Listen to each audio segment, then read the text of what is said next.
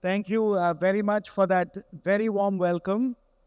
And I must say that I am very pleased to be here in this lovely tent here with all of you. I see many friends in the audience, Aditya, Banmali, Sunena, many others. I see a lot of delegates here from the whole PR world, consummate professionals in what you do. But most importantly, friends, what I see in the audience are like me, fellow storytellers. And we all tell stories. And I'm here this evening to tell you a story as well. And the story that I'm going to tell you about is a story that affects all of you. Each one of you, it affects your children and their children and their children after that. So it's a story that is of great significance to all of us. It's a story that's going to last a long time. And it's a story that is, as this chart shows, $1 trillion opportunity for all of us. It's a story that is $1 trillion opportunity, and that's what I want to discuss with all of you. But before I get to the story, let me first talk about what everyone talks about, which is the weather. Now, those of you who've been outside, and I've been in and out all day today, it's about 27, 28 degrees. It's humid. Isn't it humid, folks? Have you been sweating? It's hot. It's humid. Now, what if instead of 30-degree temperature and this humidity, it was 40 degrees and it was this humidity? Would it be uncomfortable or not? Wouldn't you need air conditioning? Wouldn't you need to be in a room like this so you could get away from the heat and the humidity? Well, friends, that's the story that I'm going to talk about today. I'm going to tell you how the weather is changing and how this changing weather, what is happening to the climate because of global warming, is both a threat for us, but more importantly, for those who can seize the opportunity, it's actually $1 trillion story. So what is happening with climate change, what affects us and will keep affecting us, is actually $1 trillion opportunity for all of us, very importantly for India, because we have to move towards net zero and we have to deal with what climate change is bringing us. Now, those of you who have been paying attention to what the United Nations and other experts have been talking about weather, this is a story. This is a story that you have to pay attention to. Since we started burning fossil fuels, which is oil, petrol, diesel, coal, natural gas, since we started burning these fossil fuels, we have slowly warmed up the planet. It's gotten warmer and warmer and warmer.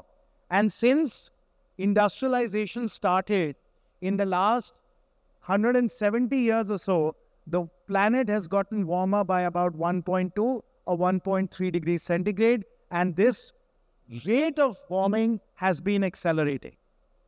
And what the UN is saying and what experts are saying is that while we have warmed up by about 1.2, 1.3 degrees centigrade, in the next 70 years, the planet is going to be warmer by another 1.7 degrees. We'll get to global warming of about 3 degrees centigrade, which means that the rate of warming itself, whatever the rate of warming has been, is going to double and then triple again. So all the flash floods, the flooding in Punjab, the heat waves in London, the forest fires that we are seeing around the world, all these examples of extreme weather are going to become more and more frequent because it's getting warmer and warmer as we pump more fossil fuels into the atmosphere.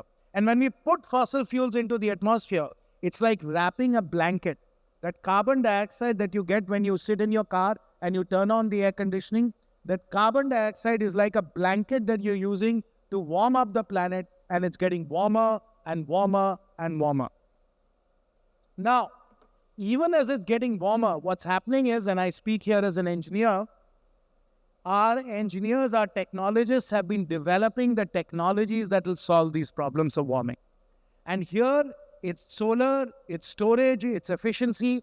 These green technologies are becoming disruptors. Deepti spoke about how the world is being disrupted.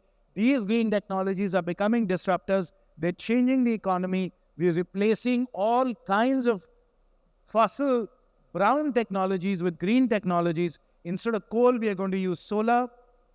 Instead of driving petrol and diesel cars, we're going to have electric cars, and we're going to have heat pumps instead of air conditioners. So all these solar technologies have become disruptors because we actually do need this. Now, if you look to a neighbor in the north, they have shown the way.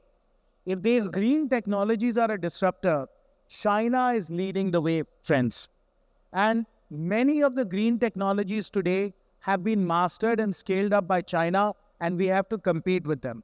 Today, 50% of the vehicles being sold in China are electric vehicles. In India, that number is 3 or 4%. It's nowhere close to where China is, but China has shown us what the future is like, and we have to get there as well.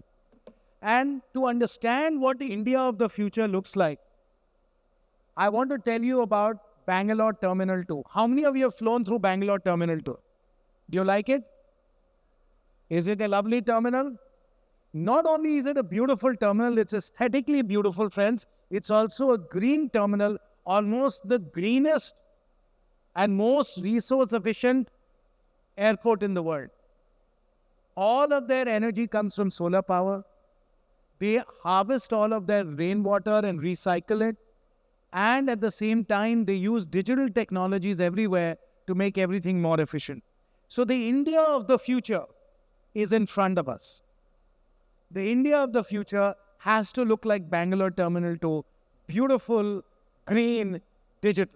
And that's what I call green frontier development, when we combine decarbonization, that is getting rid of carbon, and digitization. What we have is what I call as green frontier development, and that is what Bangalore Terminal 2 has shown us. Now, how many of you have used DigiYatra? Do you like it? Do you like DigiYatra? Do you like the term DigiYatra? You're storytellers, you're branding people. How do you like the word DigiYatra? Does it tell you a story? Digital plus Yatra, DigiYatra? Well, I should get a round of applause for that, because even though I'm not a branding person, I coined the term. And DigiYatra is resource efficient because you don't need boarding passes anymore. Your face is your boarding pass. That's our slogan for DigiYatra. Your face is your boarding pass. That's how we become much, much more resource efficient. And we are rolling this out across all of our airports. Your face will become your boarding pass. You'll get through airports quickly, efficiently. And here's a very important point you should know about what DigiYatra does and why it's resource efficient. If it takes you 20 minutes to go through the boarding process, and with DigiYatra you can do it in 10 minutes, those of you who study operations will know that in effect you're doubling the capacity of the terminal, because you can process twice the number of people in the same time. Yes or no? Got it? You double the capacity of that terminal. And when you double the capacity of that terminal, you don't have to build a second terminal. You can keep using that terminal because you can process twice the number of people to it. That is resource efficiency.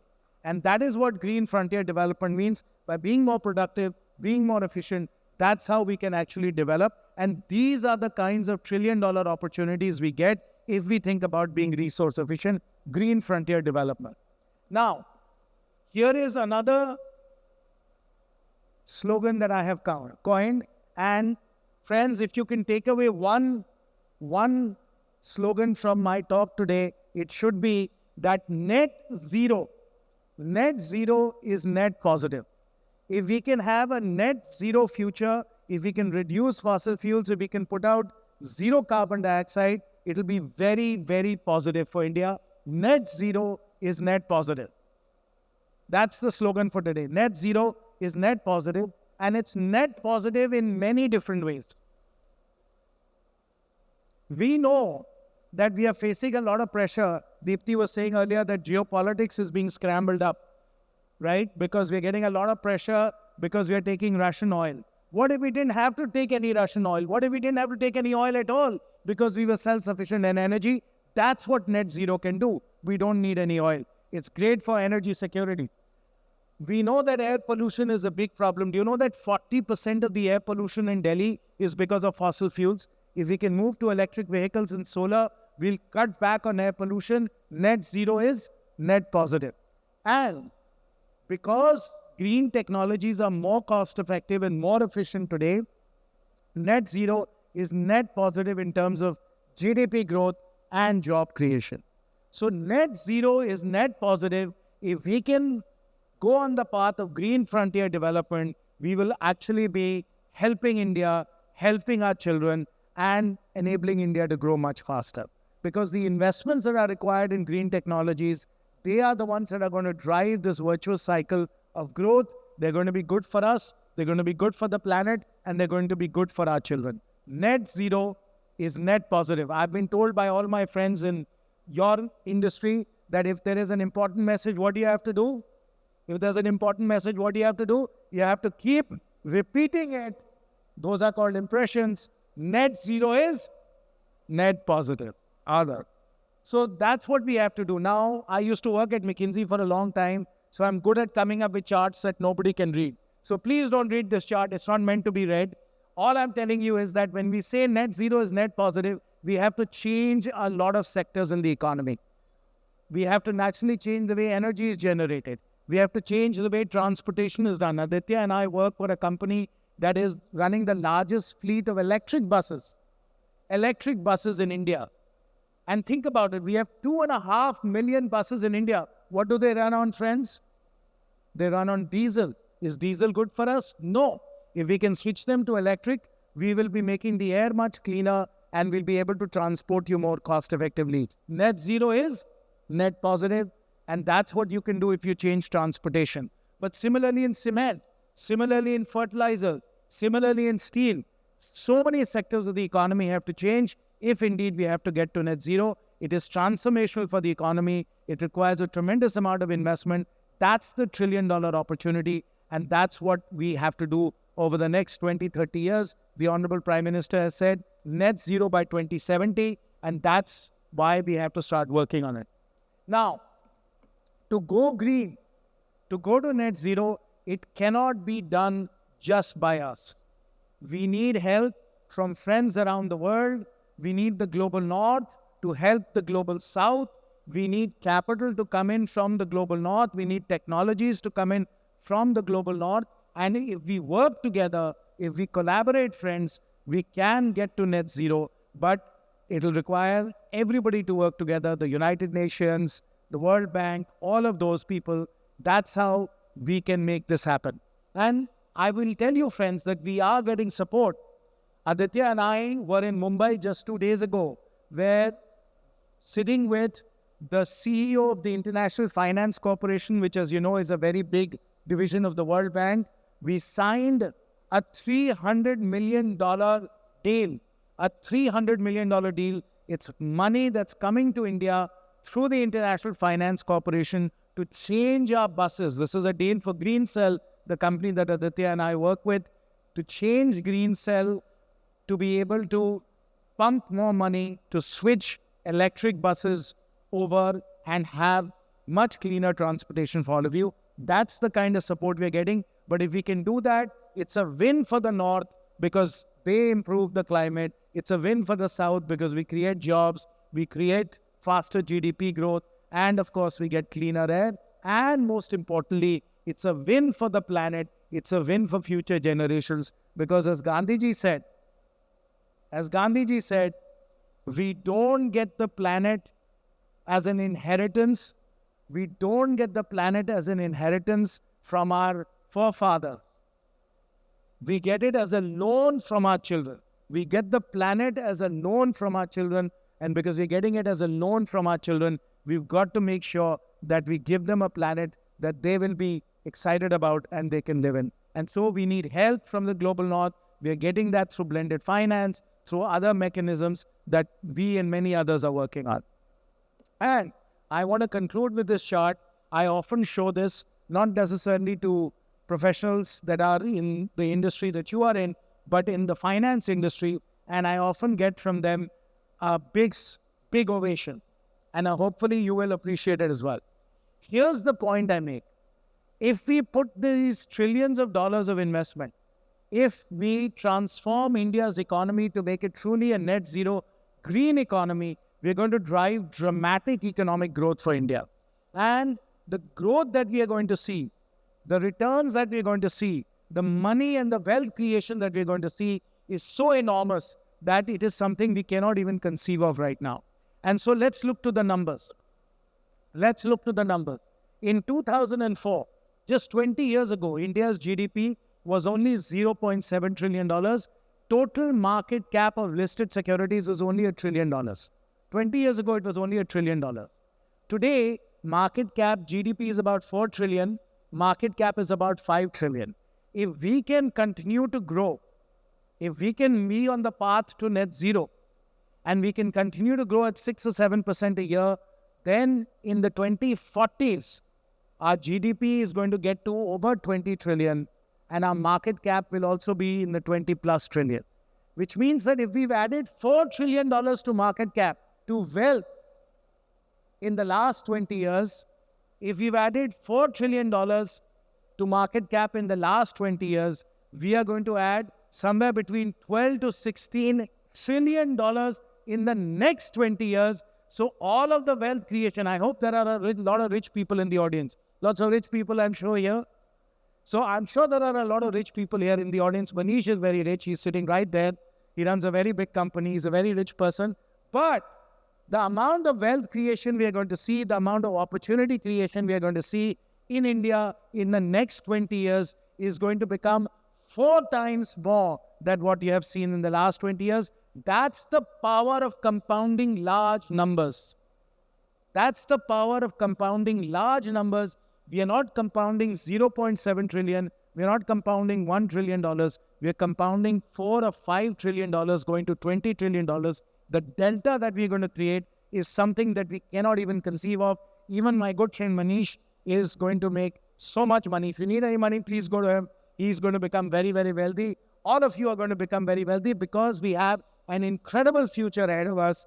But at the same time, we have to recognize we have challenges which are really opportunities for us. We have to work towards a net zero future, a green future, a future that takes us to the green frontier, which is where India needs to be. I will end my story here. Once again repeating, what will I repeat?